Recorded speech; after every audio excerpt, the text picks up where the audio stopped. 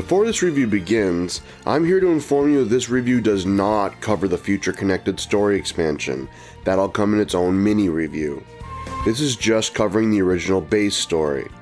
With that said, on with the show.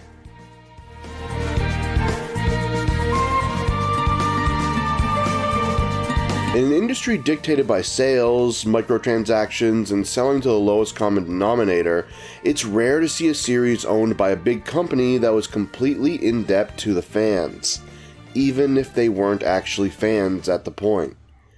That is what we and JRPG fans did back in 2011 with Operation Rainfall, a fan-led campaign that took forums by storm, a campaign that was demanding the Western localization of 3 games: The Last Story, Pandora's Tower, and, of course, Xenoblade Chronicles. 3 JRPGs all on the Wii, 3 JRPGs published by the Big N themselves. Of course, they all made their way to Western shores, with varying degrees of Nintendo's help. The one Nintendo took it upon themselves to publish in all regions, however, was the biggest one of them all: Xenoblade Chronicles, developed by X Square and then X Namco Monolith Soft. Xenoblade Chronicles promised to be the biggest game on Wii. Hell, it looked to be one of the biggest JRPGs of that particular generation. Of course, with the knowledge of there being more than one Xenoblade, it had to have been some kind of success. Instead of reviewing the original Wii release, though I may do that at some point, we're going to be tackling the Switch remaster. Let's see if we're really feeling it and take the Monado in hand, eh?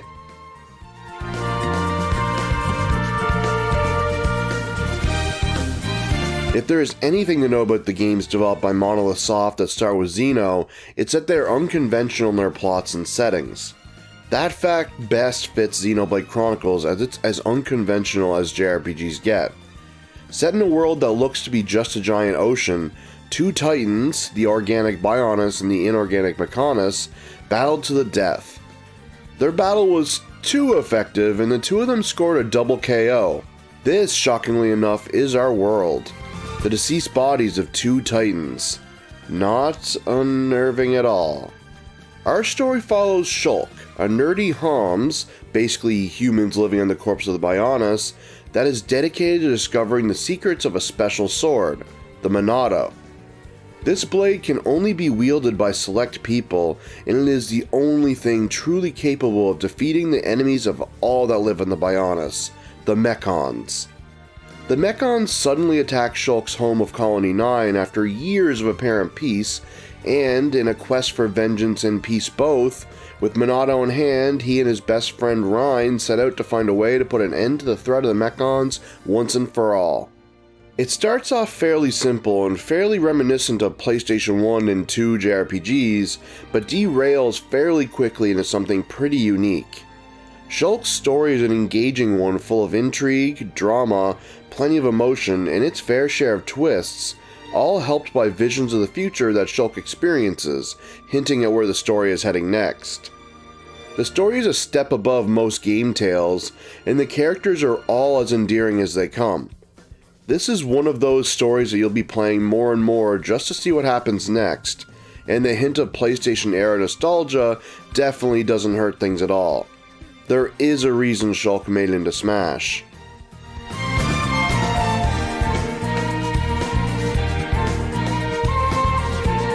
Xenoblade Chronicles back on Wii was a gigantic leap forward for JRPGs, as the leap to HD kinda hurt them bad.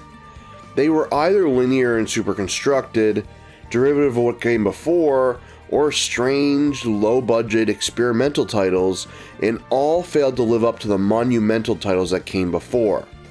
Xenoblade Chronicles was a step out of this rut and into a bright new future for JRPGs.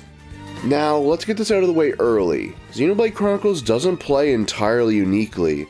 It doesn't even fully play uniquely for single-player JRPGs, as it is extremely close in playstyle to an MMO.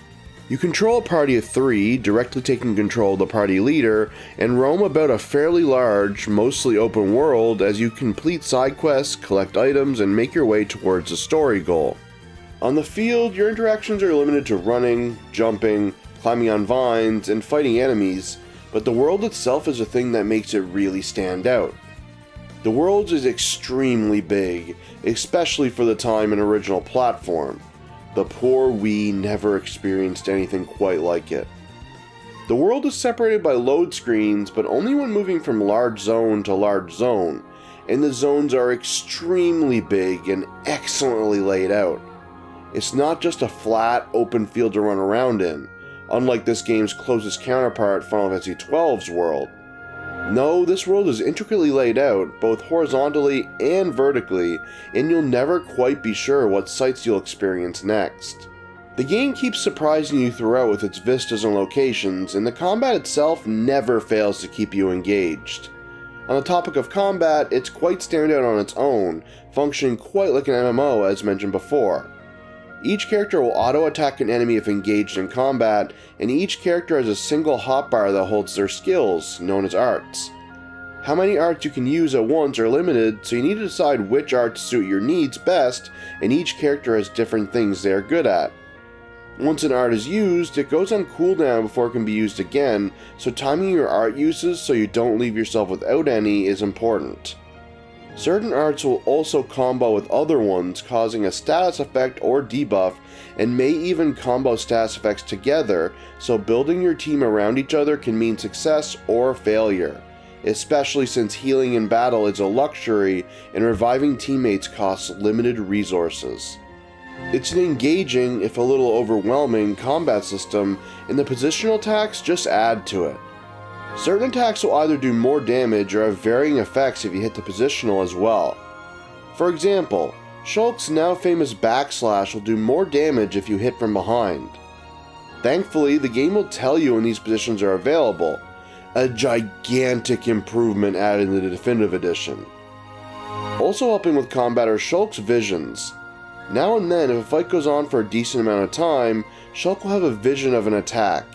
It's then up to you to stop it. It can be as simple as using one of Shulk's Monado abilities, but you could also knock them down with a combo break and then topple. Also, when the team gauge used for reviving folk is full, you can initiate a chain attack that lets you choose arts to combo into each other for potentially massive damage. It's an incredibly fun, challenging, and strategic combat system, and with plenty of characters to play as, you'll have a lot of experimenting to do. Adding on to combat is a gem system, basically just stat buffs you place onto your gear. Gear and gems can be bought, found, or made, and certain tiers of gear have slots for gems. To be at your best, you'll want to build your gem setup to suit the character they are equipped with, and thankfully, you can swap the gems to new gear when you go to equip it, as long as you remember to. To be honest, I sorta started ignoring this part of the game, as you'll be plenty strong to beat the main story as long as you do enough of the many side quests. Arts can also be upgraded using points earned from battle and discovering landmarks on the map, which act as a fast travel, and the game keeps you involved by having timed event presses of the B button to buff the party. There is a lot going on here. At the end of the day, the basic gameplay is fun and engaging, even if it isn't doing anything extraordinarily new.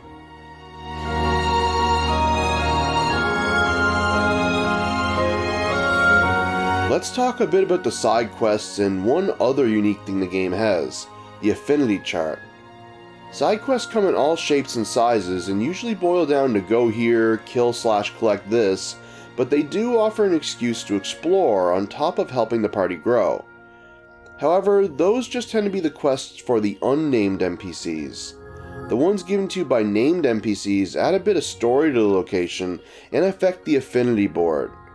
Stronger affinity with whichever community you come across can actually help in gameplay by growing the skill tree for each character, which is filled out via some more points earned during the gameplay.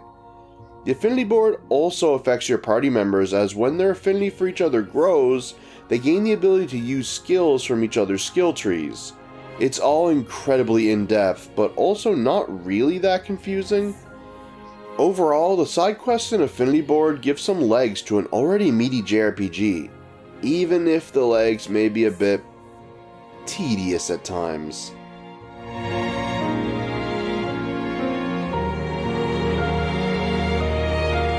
There's no denying it. Xenoblade Chronicles is beautiful. It was a decent looking game on Wii, mainly environments as those character models. Ugh. But here on Switch, it's goddamn gorgeous. When not counting the pixels, that is. This is definitely swinging above its weight class, as this game would look good on any platform. Once again showing that art direction trumps visual prowess most of the time.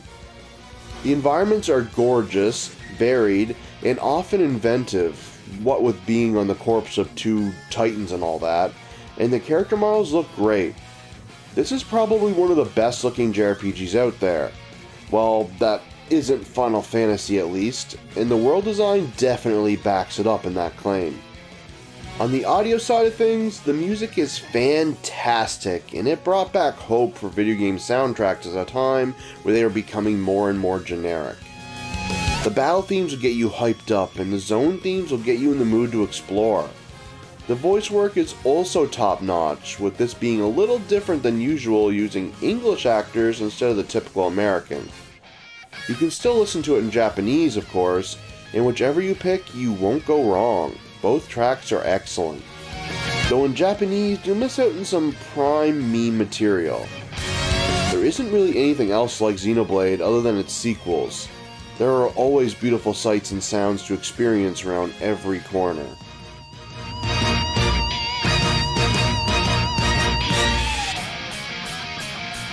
Of course, all games have their own flaws, even monumental ones such as this. First up, the combat system, as mentioned, can be a little overwhelming. Even having completed the game, I can't tell you what some buffs, debuffs, and skills actually did, or what the icons on the party list actually mean. Still, it's easy enough to just play through, even on the new expert mode, as you can just dump levels in your characters as needed, but it can be confusing to someone who wants the best out of the system. Other than that, the controls are a little rigid and floaty, and the visuals are soft, to put it lightly. The game can get damn blurry at times with the dynamic resolution, and it makes you beg for a Switch Pro of some sort to, well, sort it out. Though my biggest issue is that the party is not really balanced. There are characters flat out better than others, and using certain ones tanks your damage output. Still, these problems don't actually hold the game back, like, at all really.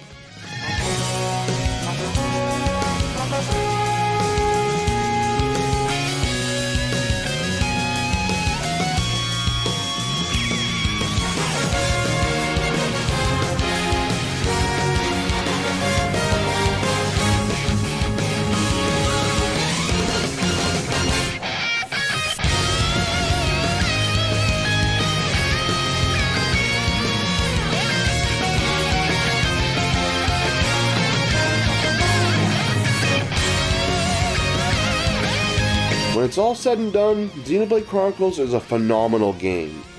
Its beautiful visuals, engaging story, and involved combat elevate what could have been your run-of-the-mill nostalgic 90s style JRPG into the growing franchise Nintendo has under its belt today. The team over at Monolith Soft put their hearts into this game, and it shows in every corner. The varied art direction, the lovable characters, and the different combat styles go a long way towards making something that will stand the test of time. And it's something I can't even fully visually impart to you in this video, as I want to keep as much as I can of this beautiful game unspoiled. The visual flaws and the party balance issues don't hinder this behemoth at all. Shulk got a vision of a 10 out of 10 coming his way. It's not something he's going to try to prevent. He'll take it. Shulk and his crew have earned it, as has anyone who supported Operation Rainfall in the original Wii release. This amazing franchise is all thanks to us being annoying.